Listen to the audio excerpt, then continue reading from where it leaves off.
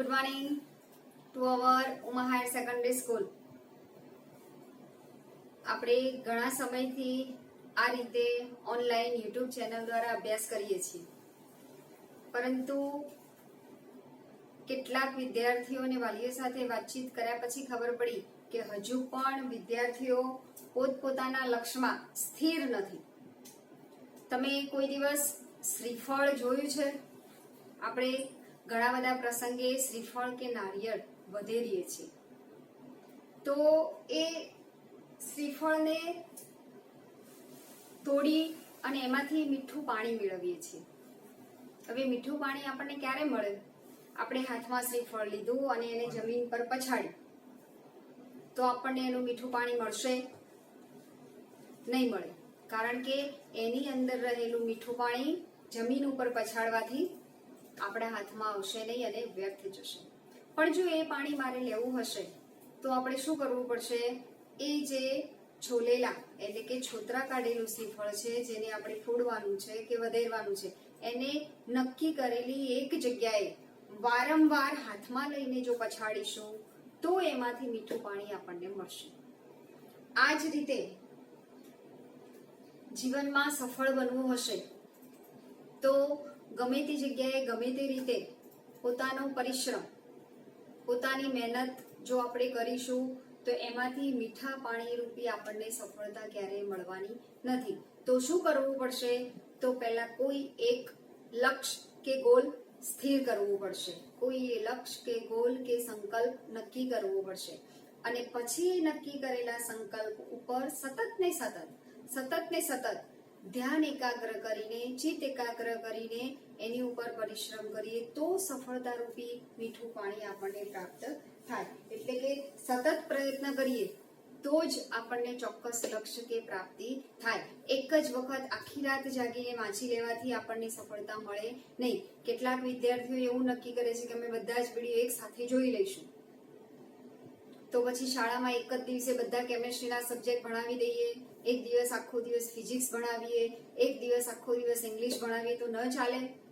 આ બધું જે ફોર્મેટ નક્કી કર્યું છે, ખૂબ વિદ્વાન લોકોએ, બુદ્ધિશાળી લોકોએ આપણી માનસિક સંતુલનની સ્થિતિને સમજીને કરેલું છે. એટલે આપણે ઘરે એવા કોઈ અખતરા કરીશું નહીં. નિયમિત પ્રમાણે ચોક્કસ નક્કી કરેલા વિડીયો રોજે રોજ એક એક વિષયના એક એક વિડીયો તો આપણે અવશ્ય જોઈશું. હવે આપણે વાત કરીએ છીએ આપણે ઇંગ્લિશ ગ્રામરની. આપણે જુદા ગ્રામરના છેલ્લા ટોપિક ઉપર આવ્યા છીએ અને એ પણ આપણે ભણી ચૂકેલા છીએ, માત્ર એનું રિવિઝન કરીએ છીએ. તો એમાં પહેલું છે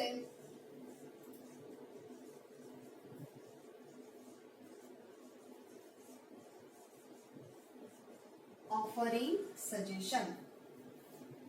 આપણે ધોરણ 11 માં પણ શીખી ગયા છીએ કે આમાં 3 પ્રકારના ટોપિક આવે છે. ઓફરિંગ સજેશન અથવા તો આપણે ઓફરિંગ એડવાઇસ પણ કહી શકીએ, સલાહ. અને એના બીજા શબ્દોમાં કેવું હોય તો સ્ટ્રોંગર, સ્ટ્રોંગ અને સ્ટ્રોંગેસ્ટ. આ 3 પ્રકારની ડિગ્રીમાં વપરાતી ઉતરતી અથવા તો સ્ટ્રોંગ, થોડુંક વધારે પરિસ્થિતિને ડિસ્ક્રાઇબ કરી શકાય એવી સલાહ. સ્ટ્રોંગર એના કરતા થોડુંક વધારે, અને સ્ટ્રોંગેસ્ટ એના કરતા સૌથી શ્રેષ્ઠ. એટલે કે એ કરવું જરૂરી છે. એના માટે આપણે 3 વર્ડ્સ વાપરતા હતા: should, ought to અને had better. આ 3 વર્ડ્સ આપણા એ સજેશન ડિસ્ક્રાઇબ કરવા માટે વપરાય છે. હવે એની જો વાક્ય રચના જોઈએ તો જ્યારે આપણે આ 3 વર્ડ્સ વાપરીએ છીએ આપણી વાતને, આપણા સજેશનને ઓફર કરવા માટે, ત્યારે એના પછી ક્રિયાપદનું ટુ વગરનું મૂળ રૂપ વપરાય છે. આની ઘણી બધી એક્સરસાઇઝ આપણે ધોરણ 11 ના લેસનમાં કરી ચૂક્યા છે. અત્યારે માત્ર આપણે એક એક્ઝામ્પલ લખી અને એને બરાબર સમજી લઈશું.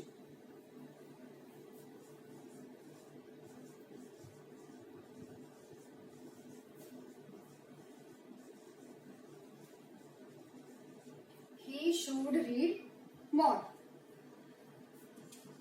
to get good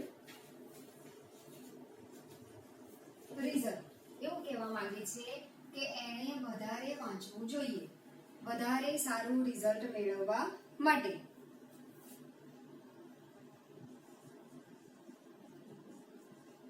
Amita is weak. એ થોડીક અભ્યાસમાં નબળી કે અભ્યાસમાં કાચી છે. તો શું કરવું પડશે? શી ought to read till late night. એને રાત્રે મોડા સુધી અભ્યાસ કરવો પડશે. તો અહીંયા શું આવ્યું? ought to.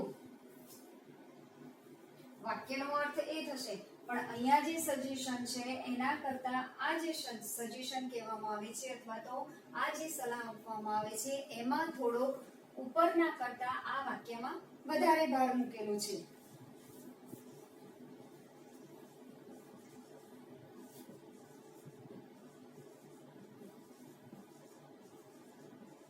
ત્રીજું વાક્ય, વિનીતા failed in exam. તો શું લખવું પડશે? she had better join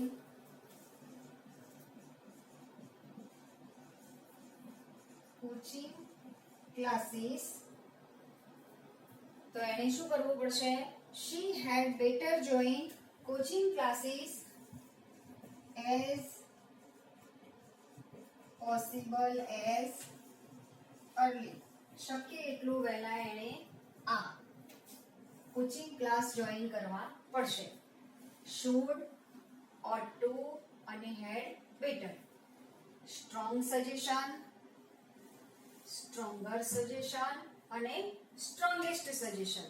આપણે જોડે જોડે યાદ રાખવાનું છે કે એના પછી જ્યારે જે ક્રિયાપદ આવે છે એ ક્રિયાપદ ટુ વગરનું મૂળ રૂપ હોય છે.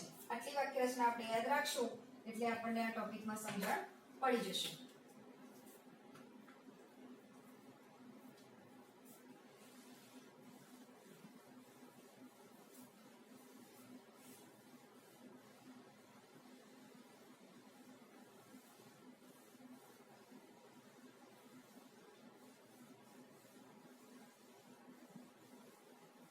હવે પરીક્ષામાં કમ્પ્લીટ ધ સેન્ટેન્સમાં અને કેટલીક વખત બ્લેન્ક્સ ખાલી જગ્યામાં પણ પૂછાય છે અને એ છે કન્ડિશન. આપણે કન્ડિશન શબ્દ બોલીએ એટલે આપણને ખબર છે કે કોની વાત થાય? ઇફ અને અનલેસ. શું કહીશું એને? જો અને તો. શરતવાળી વાક્ય રચના હોય ત્યારે ઇફ અને અનલેસ વપરાય છે. હવે અનલેસ ને સમજવું હોય તો એને કઈ રીતે સમજીશું?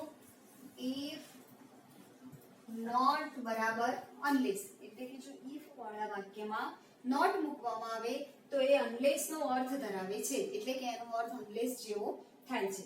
હવે આ જે એક્સપ્રેસિંગ કન્ડિશન છે એ ફ્યુચરમાં પણ હોઈ શકે, પાસ્ટમાં પણ હોઈ શકે, પરફેક્ટમાં પણ હોઈ શકે.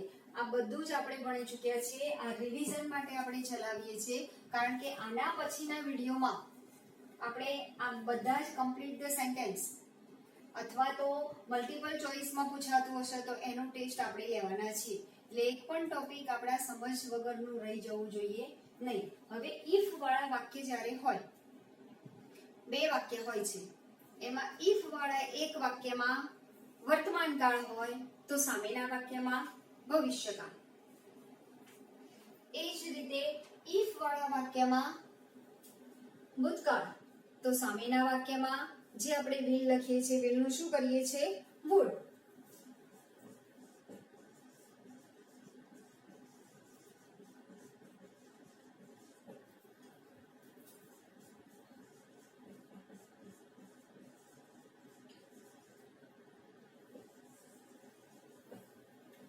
If you select me, I will serve you.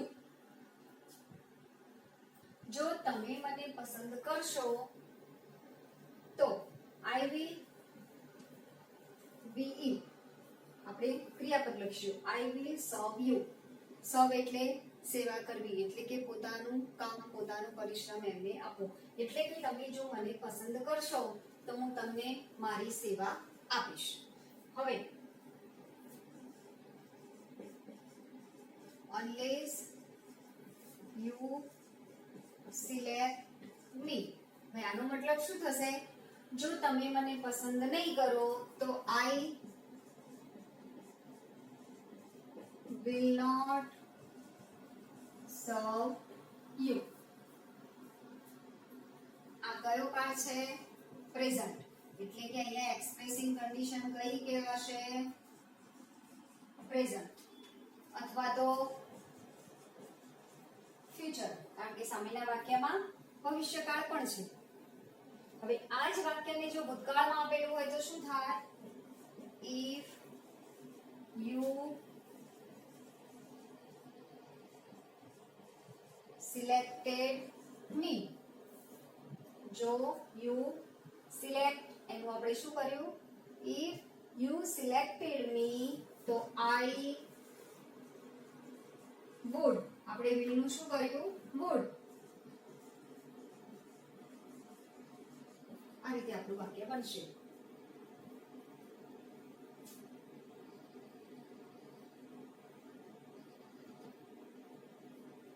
બીજું વાક્ય,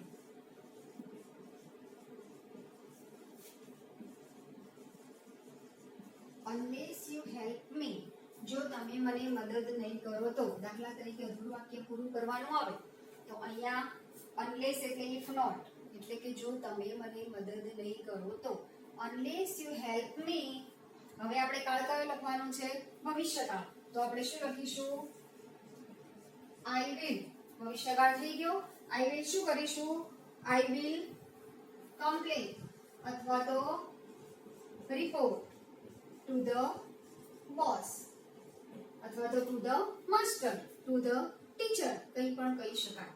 બંને ભાઈ બહેન ઝઘડતા હોય ને જ્યારે એકબીજાની મદદ ન કરે તો પણ ઘણી વખત આપણે બોલીએ છીએ હું મમ્મીને કહી દઈશ. unless you help me, જો તમે મને મદદ નહીં કરો તો I will report to the boss. હવે આવે છે એમાં પરફેક્ટ અથવા તો past.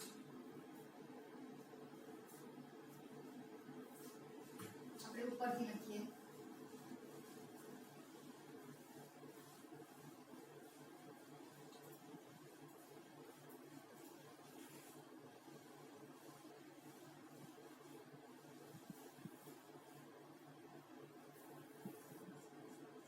If you went there, જો તમે ત્યાં ગયા હોત તો શું થાત? You could meet her, તો તમે એને મળી શક્યા હોત. જો તમે ત્યાં ગયા હોત તો. if they had called us, જો એમણે અમને બોલાવ્યા હોત તો. if they had called us, અહીંયા શું આવ્યું? had. હવે જ્યારે had આવશે તો સામેના વાક્યમાં શું થશે? તો આ તો હશે જ. could have અને ભૂતકૃદન, તો સામે શું આવશે? could have,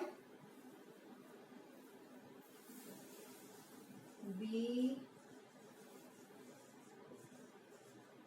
would have met. ચલો meet કે met, તો meet નું ભૂતકૃદન શું થશે? we would have met. આપણે ત્યાં લખીએ ભૂતકૃદન. had called, if સાથે જ્યારે had વપરાય ત્યારે અહીંયા could have, would have, should have અને પાછળ ભૂતકૃદન. આ રીતે આપણી વાક્ય રચના બનશે. હવે એક આવું વાક્ય છે, had you been there, જો તમે ત્યાં હોત તો. had you been there, the problems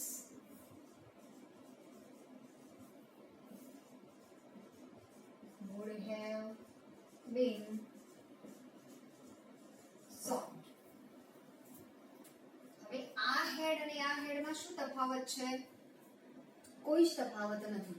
અહીંયા હેડ વાક્યની શરૂઆતમાં છે પણ અધ્યાહાર રૂપે સાયલેન્ટલી એમાં ઇફ છુપાયેલો છે, એટલે કે આ વાક્યમાં ઇફ હાઇલાઇટ થતો નથી, ઇફ દેખાતો નથી, પણ વાક્ય રચના તો ઇફ ની જ છે.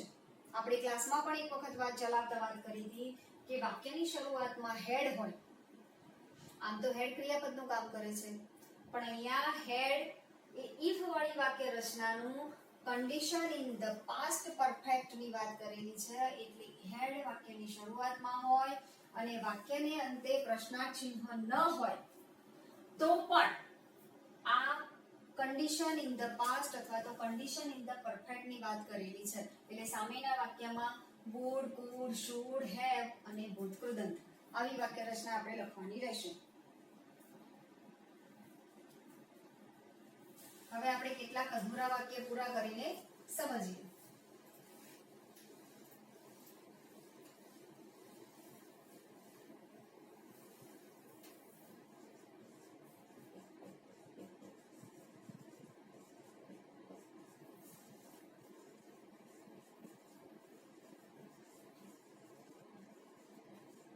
ચલો આ વાક્ય પૂરું કરું.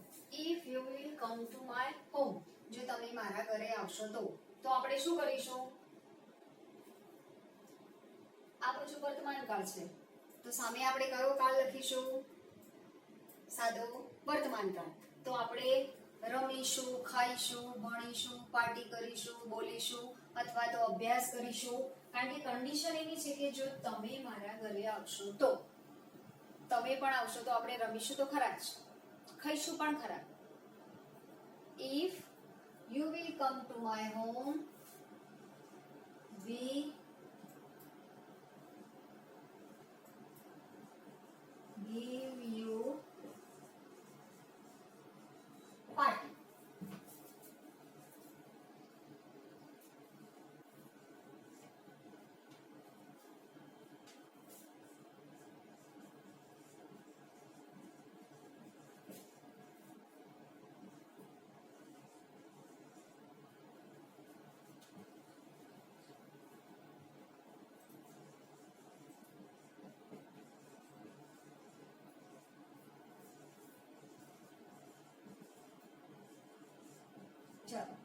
If you see all videos properly, આપણા YouTube ચેનલ દ્વારા આપવામાં આવતા બધા જ વિડિયો જો તમે પ્રોપરલી જોશો તો પરિણામ શું આવશે?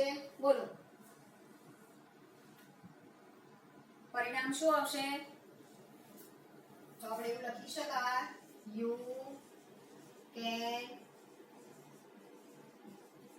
understand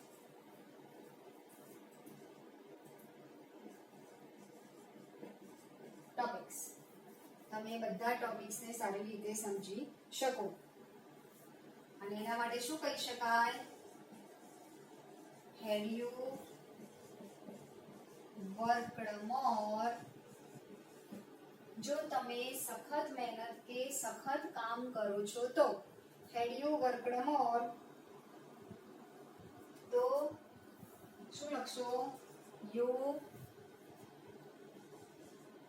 મેનું શું કરવું પડશે? You might have passed with good marks.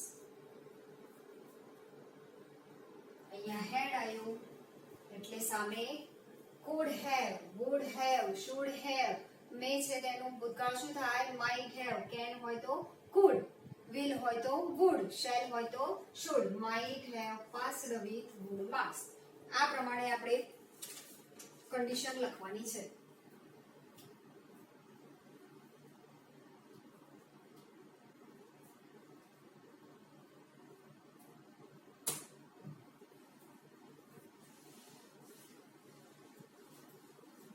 હવે એક લાસ્ટ ટોપિક.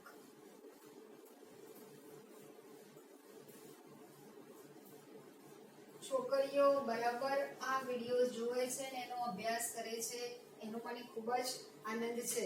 હવે બાકીના વિદ્યાર્થીઓ શું કરે છે એના માટે પ્રશ્નાર્થ છે, કારણ કે ડુઅર ઇઝ નોટ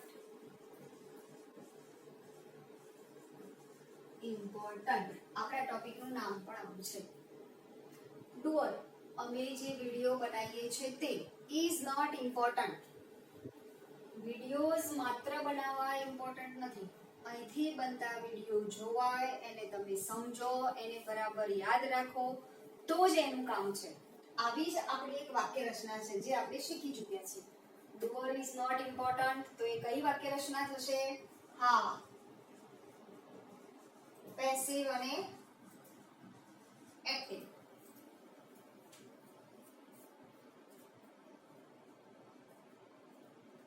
હવે આની વાક્ય રચના કઈ રીતે લખશો, કઈ રીતે બનાવશો? We see video regularly. આવું એક વાક્ય છે. આ શીખવા માટે, એક્ટિવ પેસિવ શીખવા માટે પહેલા આપણે શું નક્કી કરવું પડશે? તો વાક્યમાં કર્તા એટલે કે સબ્જેક્ટ. સબ્જેક્ટ આ શું છે? વર્બ. બરાબર. અને આ શું છે? ઓબ્જેક્ટ. એક્ટિવ પેસિવ સમજવા માટે પહેલા વાક્યમાં સબ્જેક્ટ, વર્બ અને ઓબ્જેક્ટ આઈડેન્ટિફાઈ કરતા આવડવું જોઈએ. જો આટલું કરતા મને આવડી ગયું તો આપણે એક સરસ મજાની શું કરવાની છે? માત્ર ક્રોસ. એટલે કે આ જે સબ્જેક્ટ છે એને આપણે શું કરવાનું છે? સબ્જેક્ટ એનો મતલબ શું થાય? ડુઅર. ઇઝ નોટ ઇમ્પોર્ટન્ટ, એનું મહત્વ છે નહીં. હવે જે વ્યક્તિનું મહત્વ ના હોય એને ખુરશીમાં ક્યાં બેસાડીશું આપણે? પાછળ. અને જેનું મહત્વ છે એને ક્યાં લાવી દઈશું? આગળ. એક્ટિવ થી પેસિવમાં જ્યારે વાક્ય ફેરવીએ ત્યારે મહત્વ કોનું આવી જાય છે? ઓબ્જેક્ટ એટલે કે કર્મ. વાક્યમાં કર્મનું મહત્વ વધે એટલા માટે ગુજરાતીમાં આપણે એને કર્તરી કે કર્મણી એવું કહીએ છીએ. કર્તરી એટલે કર્તા દ્વારા ઇમ્પોર્ટન્ટ અને કર્મણી એટલે કર્મ દ્વારા ઇમ્પોર્ટન્ટ. હવે આપણે આને શું બનાવીશું? કર્તા.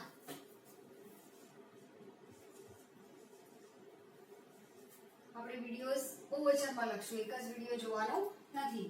વિડિયોઝ. હવે આ જે છે એને બાય સાથે અસ એટલે કે વી કર્તા વિભક્તિ છે, એનું કર્મ વિભક્તિમાં શું થશે? અસ. ચાલો હવે શું કરીશું? તો આ જે આપણું વર્ગ છે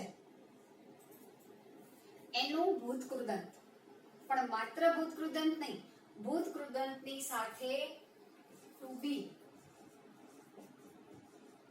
આપણે ચલાવતા પણ કહ્યું હતું ટુ બી નો રૂપ પ્લસ ભૂતકૃદંત આ એક્ટિવ પેસિવ માટે ઓક્સિજન રૂપ છે. જો પેસિવ એટલે કે એક્ટિવ પેસિવ ને જીવાડવું હોય, વ્યક્તિને જીવવા માટે શાની જરૂર પડશે? શ્વાસ. શ્વાસ વગર, ઓક્સિજન વગર એને ચાલશે નહીં. એ જ પ્રમાણે એક્ટિવ પેસિવ ને જીવતું રાખવા માટે એટલે કે એક્ટિવ પેસિવ વાક્ય સાચું લખવા માટે, વાક્ય જીવતું કોને કહેવાય? સાચું હોય તો જ. એના માટે પણ ટુ બી વત્તા ભૂતકૃદંત જોઈએ. હવે ટુ બી ના રૂપો, તો ટુ બી ના રૂપો કયા કયા છે? આપણે પહેલા પણ લખાયેલા છે. is, am, are, was, were છે ને. પછી ભવિષ્યમાં will સાથે અથવા તો મોડલ ઓક્સિલિયરી સાથે will. બરાબર. આ ટુ બી ના રૂપો છે. આ ટુ બી માંથી કોઈ પણ એક રૂપ અહીંયા આવવું જોઈએ. હવે કયું રૂપ આવશે? તો પહેલા વાક્યનો કાળ સમજી લો. આ વાક્યમાં કયો કાળ છે? વર્તમાન કાળ. ચલો વર્તમાન કાળમાં આપણો કર્તા એકવચન કે બહુવચન? બહુવચન. તો વર્તમાન કાળમાં બહુવચન માટે શું વપરાય? આ. એટલે ટુ બી નું એક રૂપ આર આવી ગયું. બરાબર. હવે બીજું શું જોઈએ? પાસ્ટ પાર્ટિસિપલ, ભૂતકૃદંત. તો સીન વર્બ છે એનું ભૂતકૃદંત શું થાય? seen by us regularly. આ રીતે આપણું પેસિવ બનશે.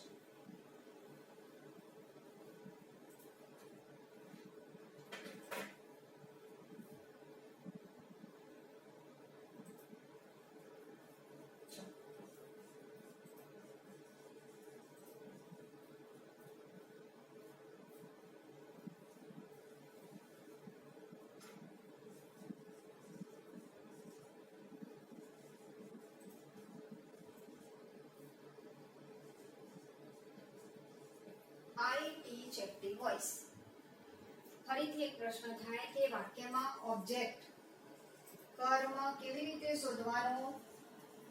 તો વોટ કે શુંથી પ્રશ્ન પૂછો અને જે જવાબ મળે એને આપણે શું કહીશું? કર્મ. અને કોણ, હુ, કોણથી પ્રશ્ન પૂછો અને જે જવાબ મળે એ શું છે? કર્તા.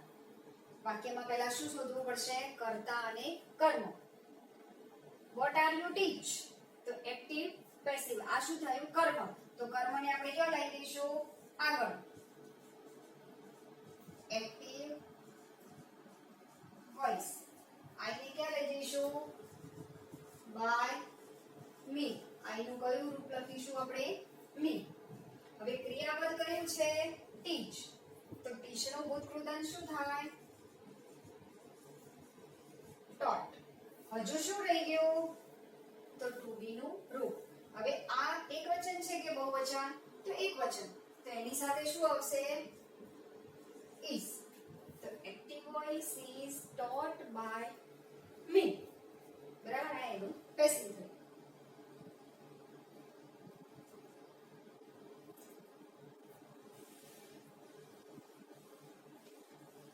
હવે આ એક્ટિવ પેસિવ જુદા જુદા કાળ પ્રમાણે જુદી જુદી રીતે લખી શકાય, પણ દરેક કાળની વાક્ય રચનામાં ઓક્સિજન રૂપ ટુ બી વત્તા ભૂતકૃદંત તો હોય જ. ટુ બી વત્તા ભૂતકૃદંત વગર પેસિવ વાક્ય બનશે નહીં. આપણે કેટલાક ઉદાહરણ દ્વારા એને સમજી લઈએ.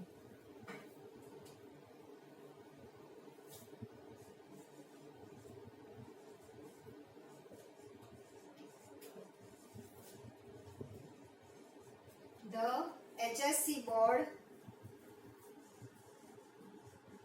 gives result. બરાબર. HSC બોર્ડે રિઝલ્ટ આપ્યું.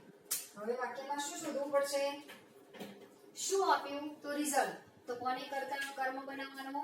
રિઝલ્ટ. અને પહેલો અક્ષર કેપિટલ. રિઝલ્ટ. ચલો ક્રિયાપદ કયું છે? give. તો એનું ભૂતકૃદંત શું થાય? given. result. હવે કાળ કયો છે? વર્તમાન કાળ. કાળ કયો છે? gives. ત્રીજો પુરુષ એકવચન s લાગે એટલે સમજી લેવાનું એ વર્તમાન કાળ છે. the result is given by the HSC board.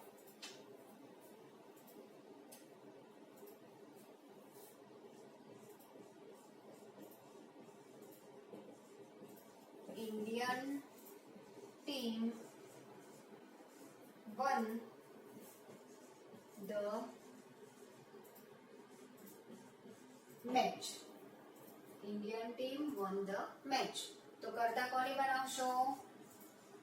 the match. ચલો કાળ કયો છે? ભૂતકાળ. તો શું થશે? the match was.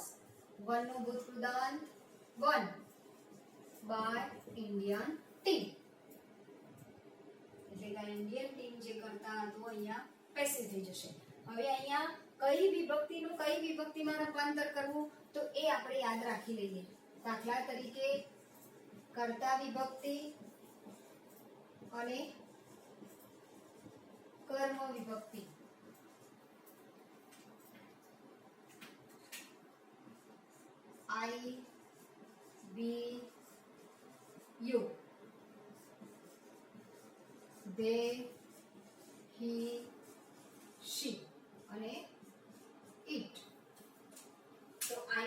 થશે? કર્મ બનાવીએ ત્યારે બાય કરીને શું થાય? મી. એ જ રીતે વીનું શું થાય? અસ. યુનું શું થાય? યુ. બેનું બેમ. એ જ રીતે હીનું હિમ. શીનું હર. અને ઈટનું ઈટ. આ પ્રમાણે કર્તા વિભક્તિ હોય તેનું કર્મ વિભક્તિમાં આપણે રૂપાંતર કરીશું.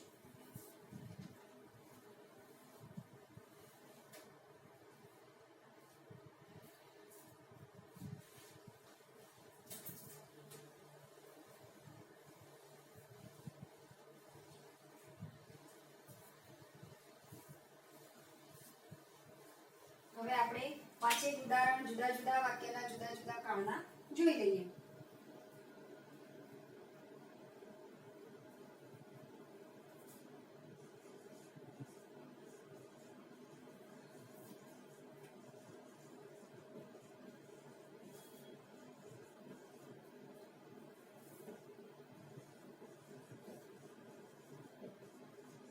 ચલો, we found driver ants in Africa. તો કરતા કોને બનાવશો? શું જોવા મળ્યું? તો ડ્રાઈવર આન્ટ્સ. તો આને શું બનાવવું પડશે? ઓબ્જેક્ટ. આ શું છે? વર્બ. અને આ શું છે? સબ્જેક્ટ. તો શું જવાબ થશે?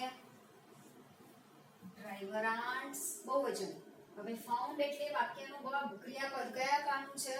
ફાઇન્ડ નું ભૂતકાળ ફાઉન્ડ આપ્યું છે એટલે ભૂતકાળ. તો driver ants were found by us in Africa.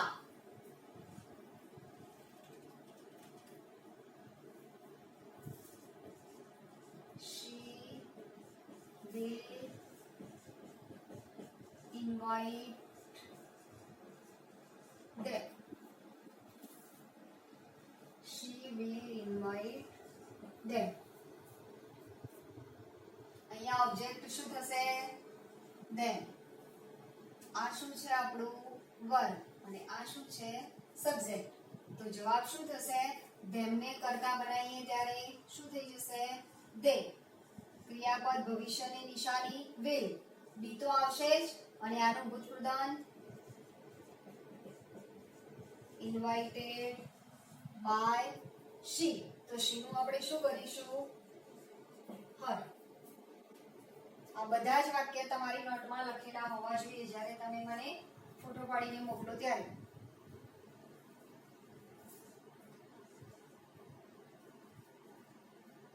She does not read English news. હવે આ નકાર વાક્ય આવ્યું. પણ આપણી વાક્ય રચના તો એના એ જ રહેશે. તો શું આવશે? કરતા કોને બનાવશો? શું? તો ઇંગ્લિશ ન્યૂઝ. આ ઓબ્જેક્ટ. આ છે આપણું વર્બ અને આ છે આપણું સબ્જેક્ટ. તો ઇંગ્લિશ ન્યૂઝ. હવે વાક્યનો કાળ નક્કી કરો.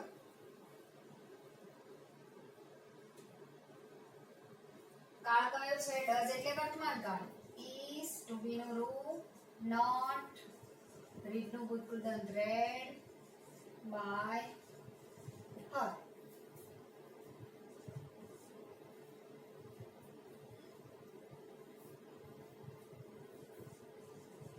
you are. હવે આપણે ચાલુ કાળ લખીએ છીએ. writing your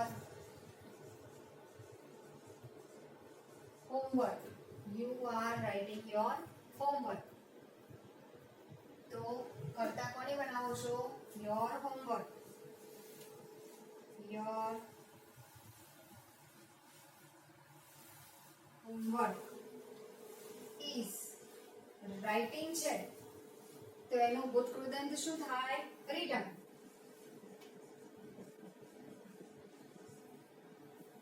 પણ જે ચાલુ કાળ છે એ આપણે કેવી રીતે દર્શાવશું?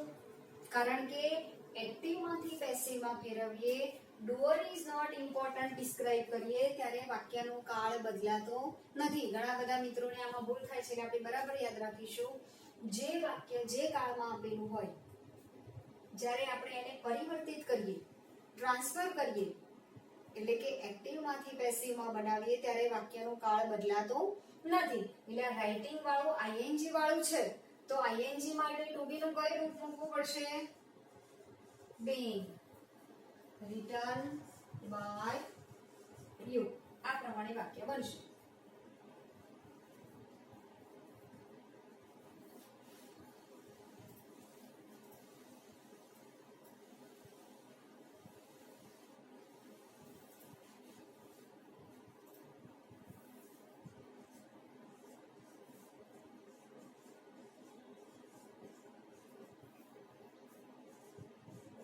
ચલો આ વાક્ય તમારી જાતે બનાવવાનું છે. I forgot a face.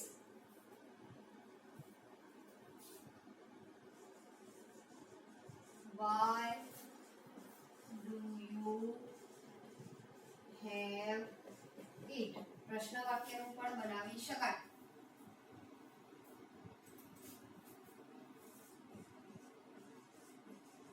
Do you like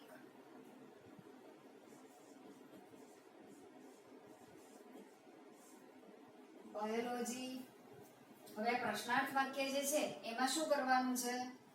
તો એ જ ડુ છે તો કયો કાળ, પહેલા ઓબ્જેક્ટ તો શોધી જ કાઢવાનું. તો ડુ સાથે is biology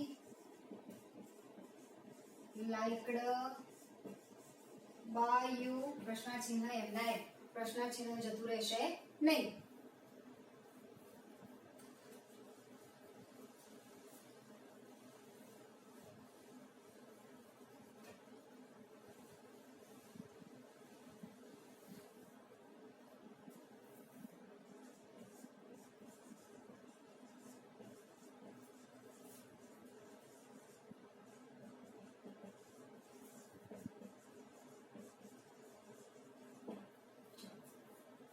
They were cutting the trees. તો કરતા કોની બનાવવું પડશે? trees.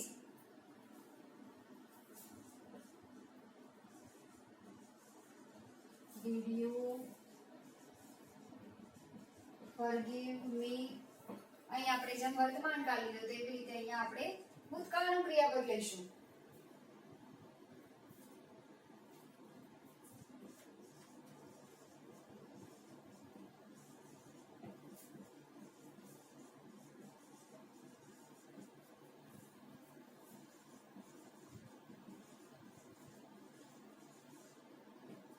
Yamini liked that painting.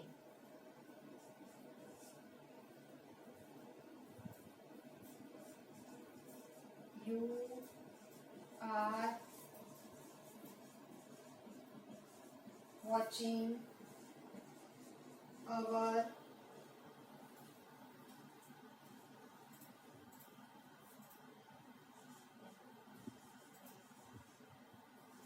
videos properly.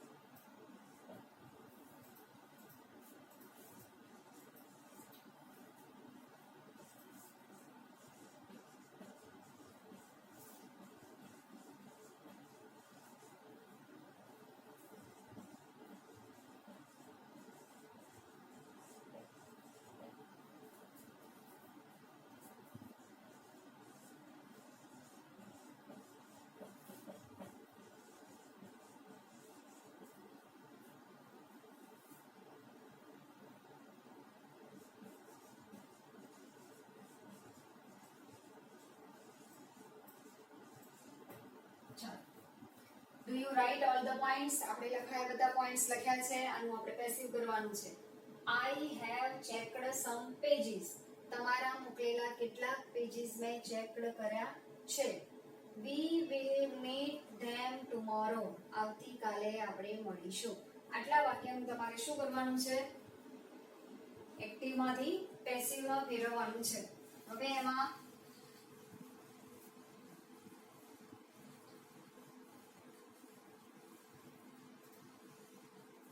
આટલું કર્યા પછી હવે જો કોઈ ઉમા હાયર સેકન્ડરી સ્કૂલ ની ચેનલને જોતા આપણી ઉમાના વિદ્યાર્થીઓને કોઈ પણ ગ્રામરના ટોપિકમાં ડાયરેક્ટ ઇનડાયરેક્ટ સિવાય એ ટોપિક આખો આપણો હજુ બાકી છે. હવે જ્યારે આટલું જે આપણે ટોપિક ભણી ચૂક્યા છે એનો ટેસ્ટ લેવાઈ જશે, ત્યારબાદ જ આપણે નવા ટોપિક શરૂ કરશું અને ટેસ્ટનું આયોજન ટૂંક સમયમાં તમને મળી જશે. ત્યાં સુધી બરાબર તૈયારી કરો.